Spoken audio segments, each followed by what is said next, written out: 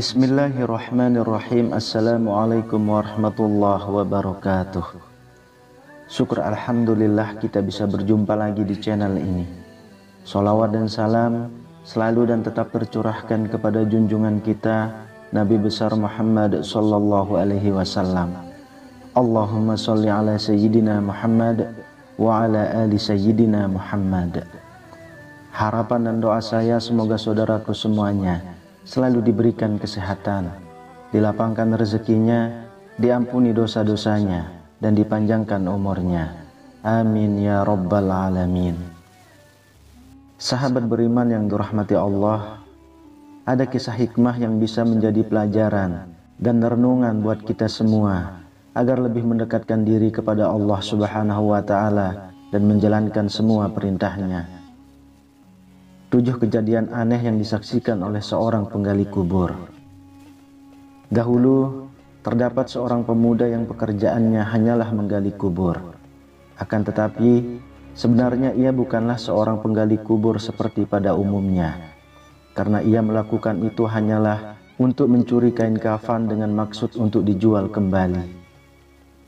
Suatu ketika ia berniat untuk bertemu dengan seorang ahli ibadah guna mengutarakan penyesalannya atas apa yang telah diperbuat selama ini. Ia ingin benar-benar bertaubat kepada Allah Subhanahu wa Ta'ala. Dalam pertemuannya dengan ahli ibadah tersebut, ia menjelaskan bahwa selama ia mencuri kain kafan, telah ia saksikan sekitar 7 keganjilan ataupun kejadian aneh di dalam lubang kubur. Karena peristiwa itulah, ia pun ingin segera bertaubat dan memperbaiki diri. Peristiwa yang pertama adalah ketika sebelum dikubur, ia melihat mayat diletakkan dengan posisi menghadap kiblat. Namun ketika ia menggalinya kembali, ternyata posisinya justru membelakangi kiblat. Sang ahli ibadah kemudian menjelaskan bahwa itulah orang yang telah menyekutukan Allah. Karenanya Allah menghinakan mereka dengan memalingkan wajah mereka ke belakang kiblat. Peristiwa yang kedua adalah seorang mayat yang sangat cantik wajahnya, namun ketika digali kembali, wajahnya sangat buruk, sehingga membuat siapapun akan ketakutan melihatnya. Menurut ahli ibadah tersebut, seperti itulah orang yang telah meremehkan sholat dan meninggalkannya sepanjang batas usia yang dimilikinya. Meski ia telah berbuat baik, namun semua hangus karena tidak mendirikan sholat. Peristiwa yang ketiga adalah seseorang yang awalnya memiliki perut yang ramping, namun ketika digali kembali, perutnya membuncit dan membesar, bahkan muncul ulat dalam jumlah banyak dari dalam perutnya tersebut. Kata sang ahli ibadah, demikianlah golongan manusia yang gemar memakan harta yang haram, yang tidak lagi memperdulikan baik buruknya rezeki yang didapat. Kemudian peristiwa yang keempat, tidak kalah aneh, karena mayit dalam kubur tersebut berubah menjadi batu yang hitam warnanya.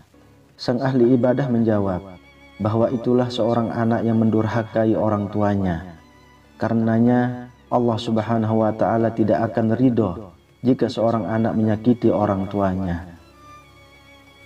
Peristiwa yang kelima adalah penggali kubur itu pernah menggali kubur lainnya dan melihat peristiwa di mana kuku mayit tersebut amat panjang dan membelit tubuhnya hingga seluruh isi dalam tubuh keluar seketika. Sang ahli ibadah itu kemudian menjawab bahwa mereka itu adalah orang yang memutuskan silaturahmi dan suka memulai pertengkaran.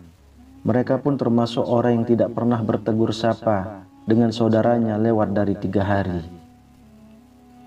Peristiwa yang keenam, dalam waktu yang lain, penggali kubur itu melihat kuburan seseorang yang saat ia dikubur masih kering.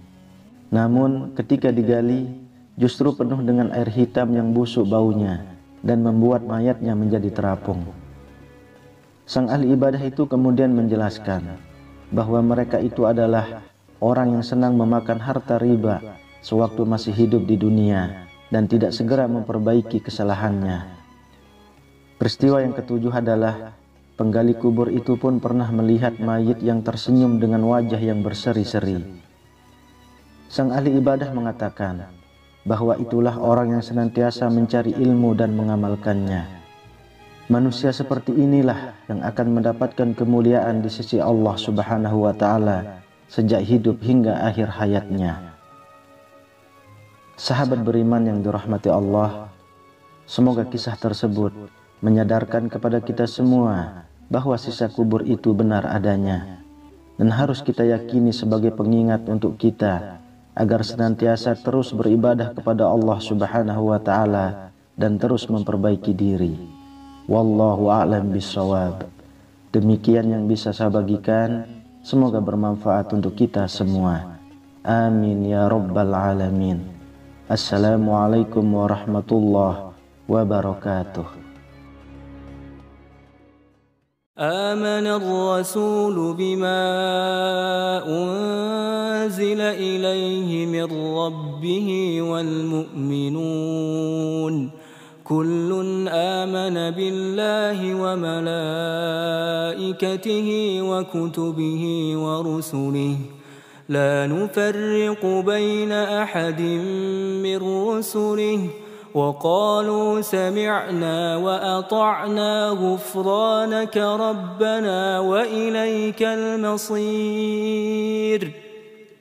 لا يكلف الله نفسا إلا وسعها لها ما كسبت وعليها ما اكتسبت ربنا لا تؤاخذنا